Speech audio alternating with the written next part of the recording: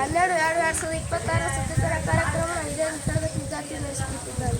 ವಿಷಯ ಮಾಲಿನ್ಯ ತಡೆಗಟ್ಟಲು ನಮ್ಮ ಪಾತ್ರ.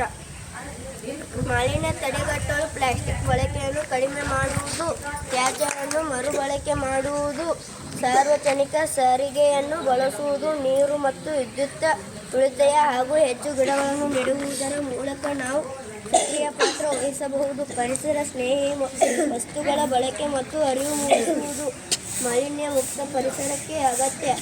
ಮಾಲಿನ್ಯ ತಡೆಗಟ್ಟುವಲ್ಲಿ ನಮ್ಮ ಪ್ರಮುಖ ಜವಾಬ್ದಾರಿಗಳು: ಪ್ಲಾಸ್ಟಿಕ್ ಮುಕ್ತ ಜೀವನ, ಬಟ್ಟೆಯ ಬ್ಯಾಗ್ಗಳನ್ನು ಬಳಸಿ ಮತ್ತು ಏಕ ಬಳಕೆಯ ಪ್ಲಾಸ್ಟಿಕ್ ಸಂಪೂರ್ಣವಾಗಿ ತ್ಯಾಜ್ಯ ವಿಲೇವಾರಿ, ಮನೆಯ ಕಸವನ್ನು ಒಣ ಮತ್ತು ಹಸಿ ತ್ಯಾಜ್ಯವಾಗಿ ಬೇರ್ಪಡಿಸಿ ಸರಿಯಾದ ರೀತಿಯಲ್ಲಿ ವಿಲೇವಾರಿ ಮಾಡಿ.